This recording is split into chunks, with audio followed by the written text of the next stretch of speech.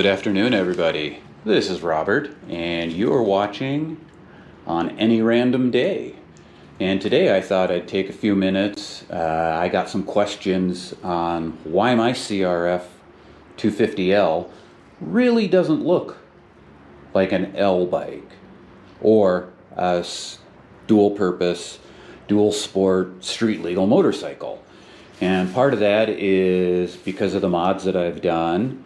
And the other part of that is because I wanted it to have a little bit more of a dirt-oriented look to go with the fact that I'm on pavement about 25 to 30% of the time, and that is exclusively to go from this garage that you're looking at here out to the trails where I ride.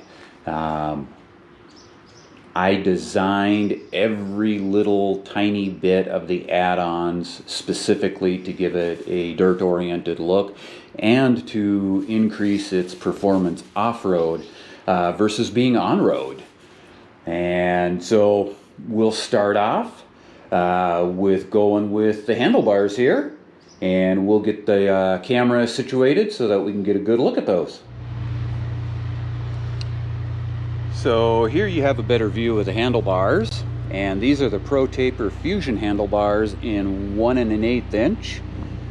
I've also got the Pro Taper 7/8 to 1 1/8 inch universal handlebar conversion kit.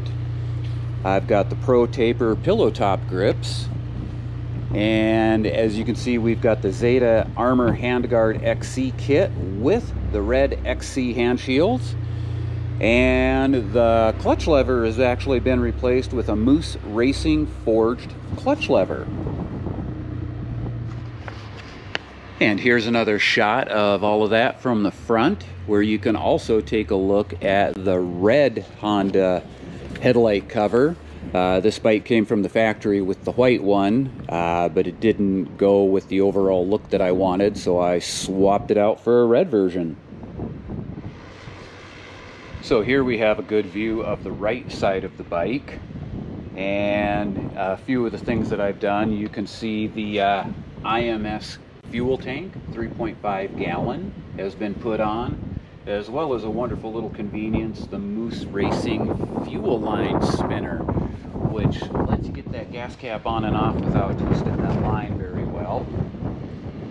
As you can see, I've got my notes here, and I'm just going to kind of go down the list and point some things out.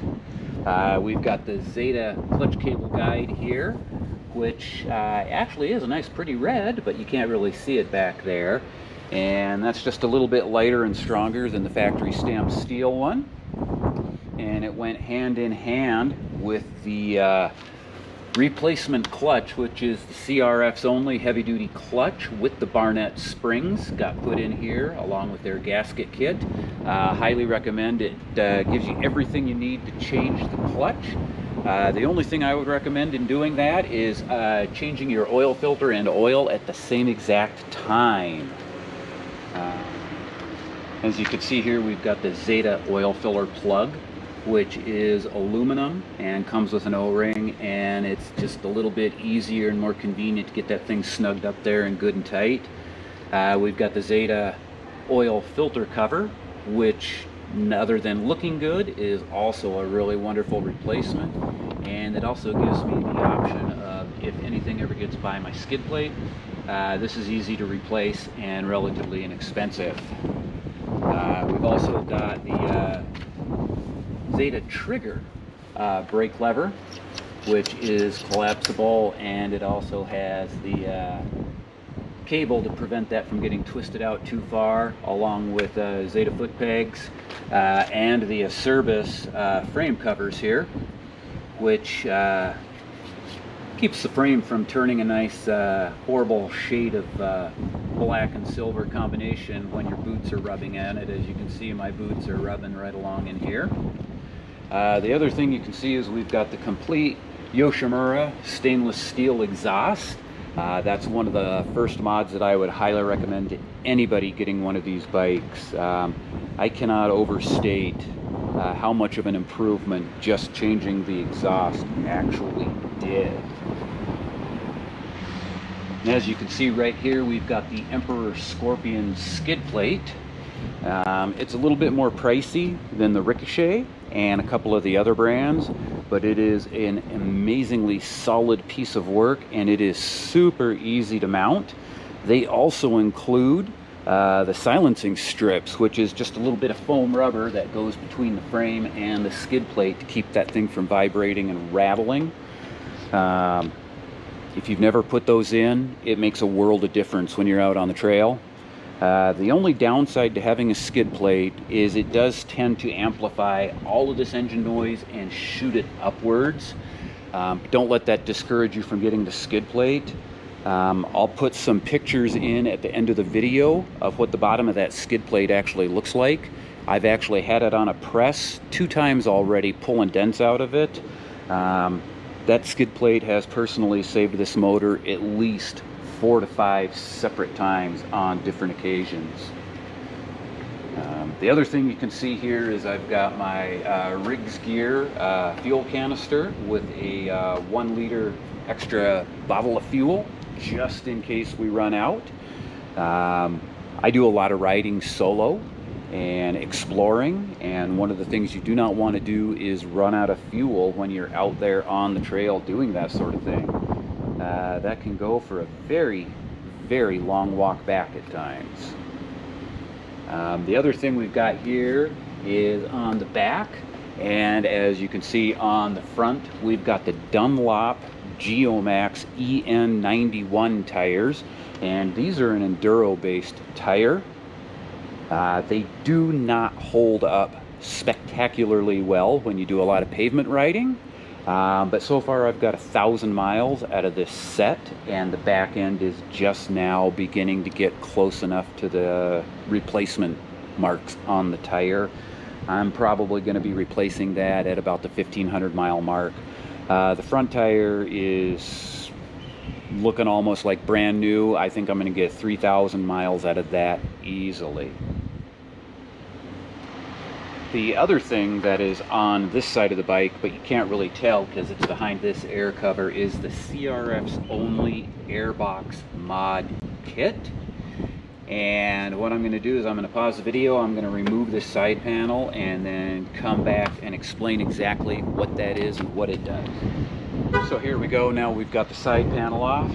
The CRF's only Airbox mod kit, they give you the whole new Airbox side cover with the gasket, and you get 6 of these 1-inch plugs. And the way I looked at it is your filter is right about here. So I did 4 holes right here, and then underneath the seat on top there's an additional 2 holes on the top of the airbox.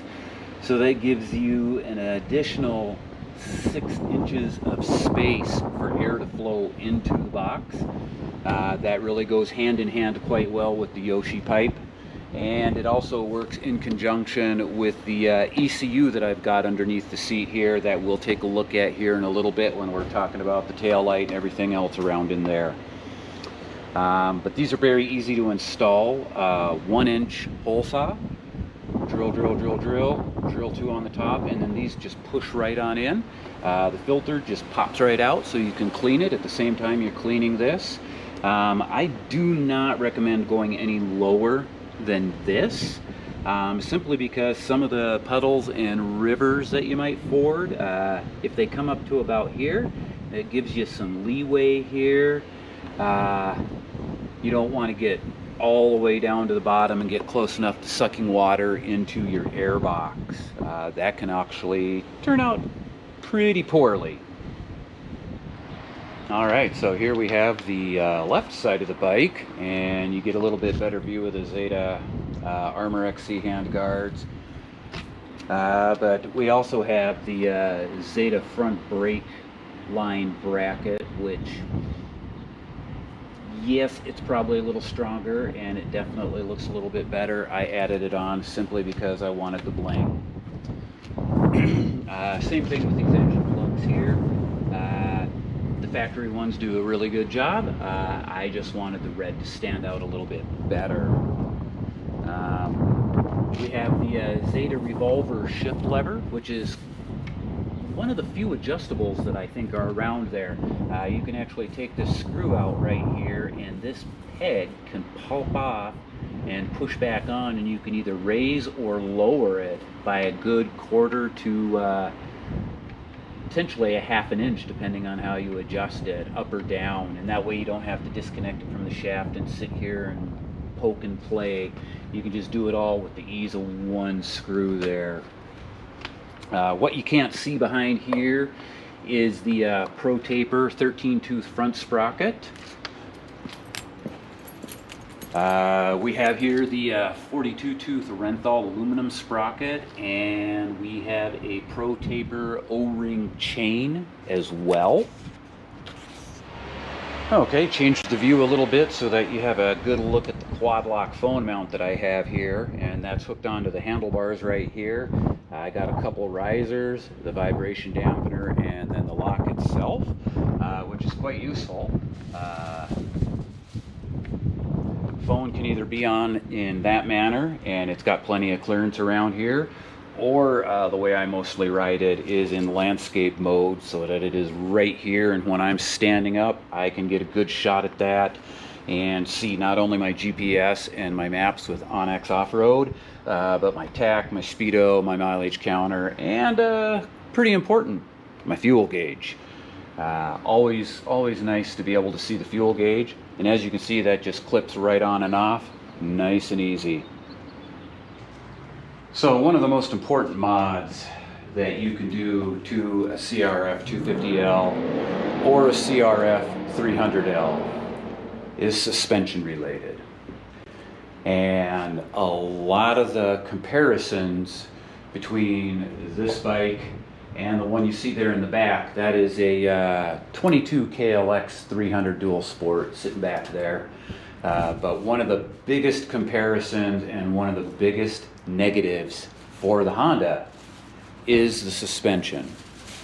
So I'm here to tell you the good news and the bad news about the Honda suspension.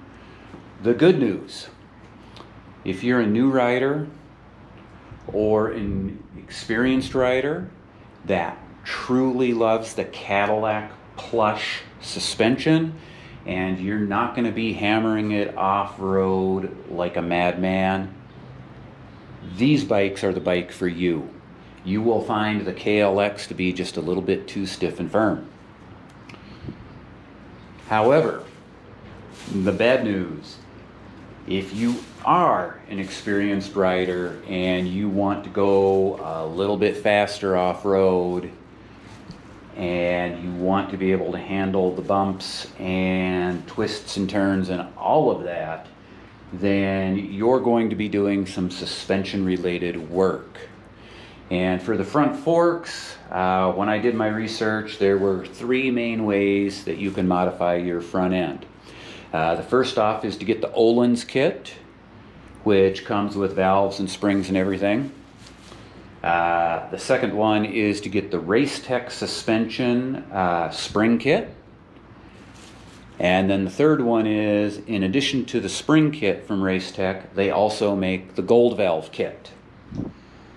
So you can either do the Racetech as either or both. I could not find anybody who carried the Öhlins front end kit at the time that I was ordering, so I got the Racetech spring kit. I did not get the gold valves. I was not sure if I would need them. What I did get was the Racetech front fork fluid in 5-weight, which is what they recommended on their website. I can tell you that the spring kit is a fantastic addition, and it has definitely changed the way this bike handles off-road. I can tell you without a doubt that the top speed of this bike is about 78 miles an hour because of the gearing I've got on it. And off-road, tearing across the desert, you can get this thing up to 75, and you are happy and you are comfortable because the front end actually does what it's supposed to do. The mistake I made, not really a mistake, but just a little bit poor judgment, was I just took the advice from the website and ordered 5-weight fork fluid. With the fixed damping in these forks, the 5-weight fluid does a great job for me in small to medium sized terrain bumps. However, when you get into some of the bigger and more high-speed stuff, I do wish I had a little bit more damping in there. So I'm thinking probably within the next 3 to 4 weeks, I'm going to be changing the fork fluid out to a 10 or a 15 weight. I'm not sure what I'm going to do yet. I'm going to give Racetech a call, talk to them a little bit about how I ride and what they would recommend, and go from there. Depending on the results of that, I may end up doing the gold valve kit. One of the main reasons that I did not put the gold valve kit in myself at the exact same time I did the spring kit is the valves are a little bit more complex of a job. And I wasn't sure if I'd be able to do that. Looking back and going over the instructions and checking YouTube for multiple videos, I fully believe that it's something that the average mechanic can do. It's just going to take a little bit of extra time. As far as the spring kit for these forks, even a new mechanic can get those put in. I highly recommend it. This fork here on the right, that has the spring from Honda. The only thing you'll need to do to this fork is dump the fluid out and put a fresh 600 cc's of fluid into this fork. This is the fork that controls the dampening from Honda, and this is where you're actually going to do the work. And you just basically pull this out, dump the fluid out, and make sure you stroke the compression or the damping rod up and down a few times to fully purge all the fluid out. Then you'll put that down to the bottom. You'll put in a flat washer. You'll put the spring kit in. You'll put the spacer. Then you will put the preload washers in at the top. They give you 4 of them. I only went with 1. I myself am a smaller, lighter person. I'm about 150 as you see me kind of dressed right now. In my riding gear, with my toolkit on my back, 165-ish. So the 1 washer seems to work great. The preload is set actually to where I enjoy it. But yes, I firmly believe that's something even an entry-level mechanic should be able to handle. So moving on from there, one of the things that you should be able to see, let's just move the camera up a little bit, is the turn signals. I did a complete LED conversion on the turn signals and brake light. These are the TST turn signals. Wonderful thing. Super easy to install everything from TST. On the front, the one thing that you may not be able to see, and I'm just going to pick the camera up and move it in here a little bit so that you can see it, and I think you should be able to see it now, is you will notice that is the nut that held the original front turn signals in.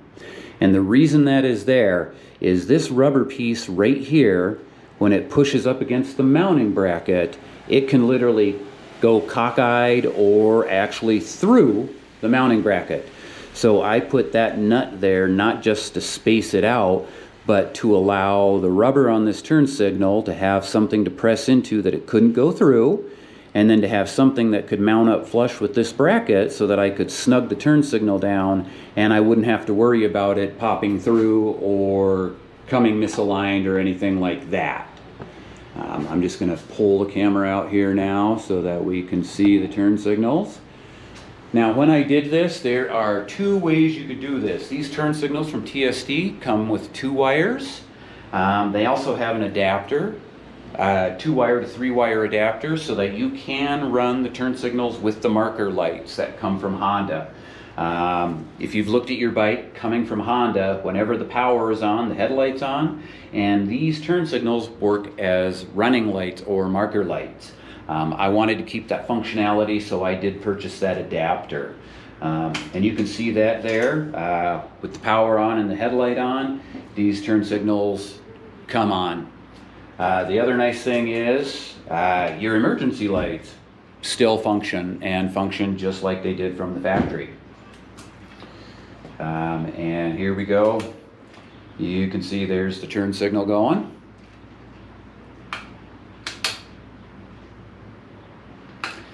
And speaking for myself, I like not just the looks, but I like the cleanliness of the smaller turn signals, and I also like the fact that they are closer into the bike than the factory ones. I'm gonna pause the video and go grab one of the factory turn signals so that we can get a comparison of that. All right, I've got my factory turn signal here, and as you can see, these do stick out a good 1.5 inches at least further than the TSTs. The one advantage is they are nice and big, as you can see. However, the cleanliness of the TST combined with the very, very bright LEDs more than makes up for that. And if you've never taken your bike into tight single track, I can definitely tell you turn signals are not your friend in tight signal track. You want no turn signals, which is why most people on single track, they never ride a dual sport in. But the characteristics of these turn signals helps them avoid tree branches and everything else like a champ. And also, because they're so far away from this handguard and that, when the bike does tip over, and yes, the bike does tip over, not frequently, but it does happen. I'm not a pro by any means, but when it does tip over, these are definitely out of the way and not getting damaged. All right, I've kind of darkened the garage so that you can get a better look at this, hopefully. And I've got something over the license plate light so it's not shining into the camera to blind us. But as you can see, the TST license plates are older, and taillight assembly is very compact, very kind of perfectly set up for if you're going to be out on trails. You don't have any turn signals hanging off to the side here. Your license plate's a lot closer up, and I did get the angled plate holder, so it is adjustable. That is one thing I highly recommend, is the adjustable license plate holder from them. Speaking of turn signals, a lot of aftermarket exhaust systems can point straight back and kind of cause melting of your factory turn signals. The Yoshimura is an exception to this because it points off to the side and outwards. So even if you do have the big old factory turn signals, your Yoshi is not going to melt them off. So that's a nice plus selling point for them. So we'll let you see the brake light flasher here.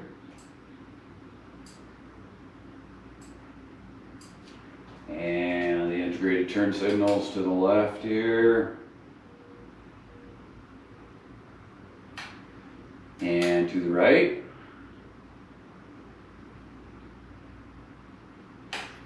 And the hazard lights.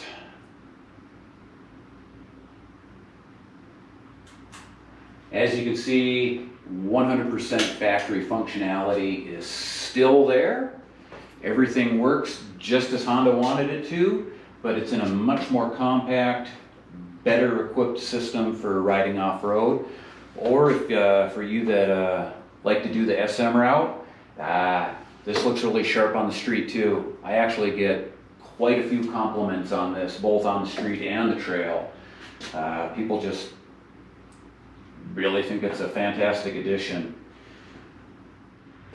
And you will notice that I am missing the toolkit on this side, and that was literally done on purpose. The Yoshimura exhaust doesn't allow you to mount the other number plate on the side, and I didn't like it being mismatched. And the toolkit, it's probably great if you just want to carry one or two little itty bitty things. But if you're going off-road and you need to carry a full kit with tire stuff and all of that included, that toolkit doesn't do you any good. So I literally just took it off to make things match up, and I think it gives the bike a little bit more of an aggressive off-road appearance. However, it will be replaced with a tool tube right here. That's why the mounting bolts are still there. I've got that on order. It's coming out of RevZilla, and it should be here in the next week or two. And that way I can get most of the tools that I use onto the bike and probably get my tire kit on the front fender and keep the gas can on the back fender, and I will be all set. Nothing wrong with carrying all your tools in a backpack. I just don't want to have to carry a backpack everywhere I go. Alright, earlier in the video you may have remembered that I mentioned I changed the gearing ratio on this motorcycle. From the factory, the CRF250L comes with a 14-tooth front and a 40-tooth rear. Also, along with that, the factory tire in the rear is a 120/80 by 18, and the tire that I put on is a 120/90 by 18. And the reason I'm mentioning that is Honda is doing things a bit different on the CRF250L than, say, my KLX 300 or other old school motorcycles. The speedometer picks up its speed directly from the motor, and in particular the countershaft that drives the sprocket, going to the chain, turning the rear wheel. So when you change the tire size in the back, or you change the front sprocket, or you change the rear sprocket, or you do all three, you are throwing your speedometer reading way, way off. Now, sadly, from the factory, speedometers, I've heard anywhere from 3% to 5% off, and I've even heard even bigger horror stories that it's off. This next thing I'm going to show you prevents all of that, and that is, by 12 o'clock labs, the Speedo DRD, and that's this little critter right here, and you can see it's got the wire going right down in here, and it goes just about under the gas tank here. There is a connector, and it is above the air tube but under the gas tank, and it is easily accessible from right here. Take off both your side panels. There's a cluster of wires here. Just remove that wire tie and push them out of the way, and you can literally see the wire sitting on top of the air tube with the connector. You'll simply unconnect that and connect this device into both sides of the plug, and this is ready to go. And I will show you what it will do to tell you that it is connected correctly and accurately, and hopefully you can see these lights. There was a green and a red, and that tells you that this is connected properly and is ready to be programmed. What this is this is an electronic device that either adds or subtracts from the countershaft reading. I'm probably summing it up wrong, but I highly encourage you to read their website. These are available on CRFs only, and you can get it directly from 12 O'Clock Labs. This is the Speedo DRD. Speedo DRD, all one word, for the CRF250L, and you want to make sure you order it specifically for the CRF250L, because then the plugs are there, and it's a plug-and-play device. Once you do that, 12 O'Clock Labs has a wonderful device on their website that lets you calculate out the setting that you need to adjust this to. For a 1342 with a 120 by 90, you are at a negative 14.6% adjustment on this. I played around. I'm literally at a 14.7% negative adjustment. And now that I've made this adjustment, when this bike is on the freeway and doing 70, my speedometer is less than 1 mile an hour off. And I've verified that 3 different ways. Onyx Off-Road's GPS. I also have a GPS speedometer on my phone. And then I have a couple friends that are actually highway patrol officers. And I said, hey, drive 70 miles an hour, and I'm going to drive right beside you and make sure my speedometer is accurate, which they did. But if you get one of these, It's super easy to program. It's just a matter of pushing a little button that's right here at my fingertip. It literally took me 15 minutes to hook this up and another 5 minutes to program it, go test it. And when I tested it, I wasn't exactly happy with 2 to 3 miles an hour off, so I literally shut the bike off beside the road, ripped off my seat, and made a couple minor adjustments until I got that to be less than 1 mile an hour off. So now I can depend on my speedometer, but more importantly, my mileage and trip meters are accurate. And I enjoy the fact that my mileage is accurate. Not so much for the overall usage of the bike and its mileage, but so that I can keep track of how far I'm going and how much fuel I've used. Like I said earlier, running out of gas, very bad thing. Don't recommend. The other mod I want to point out goes hand in hand with the Yoshi Complete Full Exhaust and the Airbox mod. And that is this right here. This is your ECU, or electronic control unit. It's responsible for controlling your timing and your fuel injection and all of those minute adjustments that keep your motor running at tip-top efficiency. This is an ECU that has been reflashed by a company called 550 Performance, and this is specifically their Stage 1 91 octane ECU. So not only does this allow you to get full advantage of your full exhaust and your airbox mod, but it also allows you to put 91 octane in and get the full effect of actually having 91 octane in there. It does adjustments to the timing as well. They are a little expensive compared to a full exhaust. Not really that expensive, but compared to a lot of other modifications you can make, it's fairly expensive. But I'm going to tell you hands down, this little box right here will have a huge impact on the way your bike runs and performs, especially if you've done the exhaust and the airbox mod and gear ratio changes. Putting this in from the factory was a night and day difference on how this bike ran off-road, how it handled trails, going uphill, going downhill, going through muddy terrain. I cannot say it enough. This makes a huge difference in how the bike runs. When you first do your exhaust, you'll notice the bike revs up a little quicker. When you do the airbox mod, you'll notice it's an even little bit quicker. When you do the ECU in conjunction with all of that,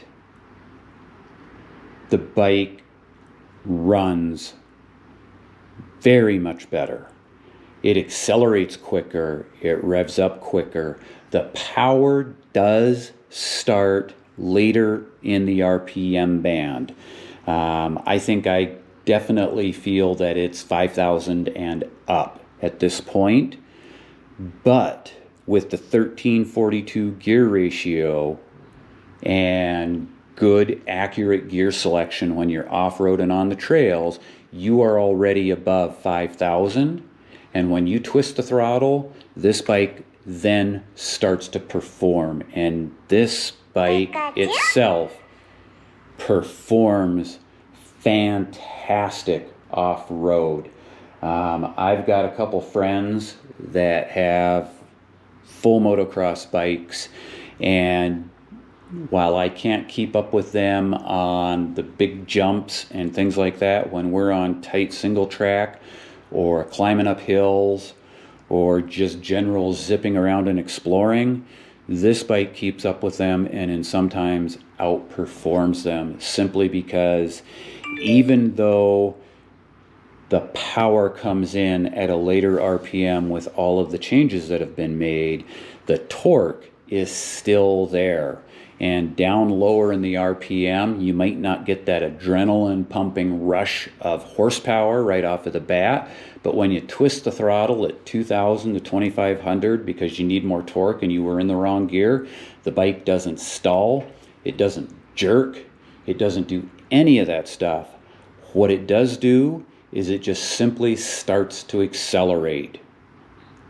It's a fantastic, fantastic feeling, the way this bike performs with this now. So now I've got the camera in freehand mode because there is something else that goes kind of hand in hand with the TST kit. And I myself think it's a negative on the kit. I think they should have bundled something to take care of this. And if you're like me and you feel that's a negative, I very much encourage you to get on to CRF's only website. And I want you to look at the 12 o'clock Labs tail light and license plate eliminator. They have the same system as TST. You can get a tail light with integrated turn signals and a license plate bracket that does fix the problem that I'm about to tell you that I had to fix manually.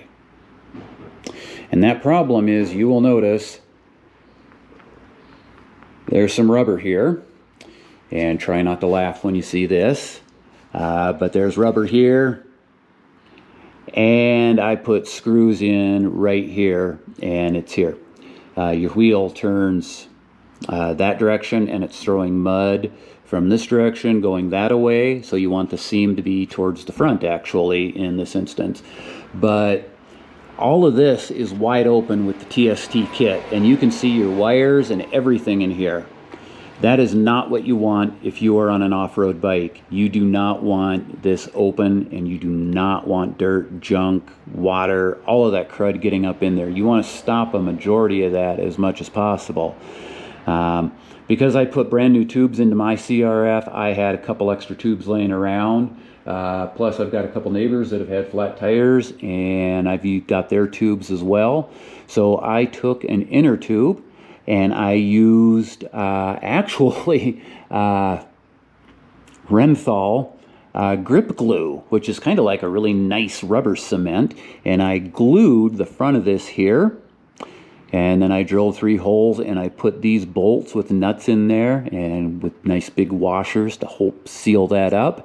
And then I flipped it up in around here, and it goes underneath the TST tail light kit adapter and bolts down. And I put glue on here as well to seal it up as much as possible. And as you can see, it does a pretty decent job. This is where a lot of the mud will collect underneath the front fender, but it's not really getting into this area. There is some dust and dirt. That's unfortunately unavoidable, but it does a great job of keeping a lot of that out. Now, like I said, if you've got the ability to get creative and do something like this, TST tail kit, beautiful. Like I showed you, everything functions, it fits well, and it does a great job. The only detraction is those wires being open under here. That's the only detraction. If you can't get creative, or you don't have the ability to do something like this, but you still want a single tail light with integrated turn signals, like I said, CRF's only is a great resource for those of us that have CRFs. Go there, look at the 12 o'clock Labs tail light. You can get the tail light with stubby turn signals on the sides if you want to keep those, or you can get the tail light with the integrated turn signals. On the plus side, the TST, you have to buy the warranty extra, like $5. So you're covered that way. But like I said, the plus side with the 12 o'clock Labs is it's already got a warranty. So that's a bonus for you if you get that. The one other thing that I would like to show you is this little device right here. And this is a tail light pulsar. It's got 3 different settings on it. I've got it set so that when I actually push on the brake lever, down here, or pull the brake lever up here. This light blinks and pulses rapidly for about the first 2 to 3 seconds before it goes solid. And that is done for an attention getter so that people can see it and go, oh, hey, he's got his brakes on. Last but not least, when I was talking to you about the airbox mod, I told you I had a couple things on the top of the bike, and that's one of them. And then the other one is right there underneath the snorkel. There is a little bit closer of a look at the 12 O'Clock Labs Speedo DRD. I've got that mounted. I just put 2 little holes on this airbox vane right here, put some 3M tape on this, stuck it to it, and then put a zip tie to hold it there. The button is easily accessible with my finger to program it, and I can easily see the lights while I'm doing it as well. So, Emperor Scorpion radiator guard. I bought that at the same time I got the Emperor Scorpion skid plate. These mount very easily when you've got the factory fuel tank. When you go to an IMS, the bracket that goes from this piece here, the front actual guard piece, going back to the frame is now underneath the IMS tank. And because of that, you will need to use a grinder or a hacksaw or a file and shrink down some of that excess metal. And then what I did is, again, I used pieces of spare inner tube and I just covered up any of that metal so that there is no chance on that metal rubbing on this IMS fuel tank. Other than that, if you've got the factory tank, if you're running a 250 Rally or you've got a 250L with the factory tank, these things are super easy to install. It literally takes 15 minutes. Anybody can do it. Anybody. Even somebody without a ton of mechanical knowledge can get this on. You can get the skid plate on. It's that easy.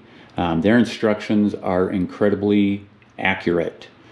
The other thing that I'll say is I can't tell you enough about how Emperor Scorpion products are quality.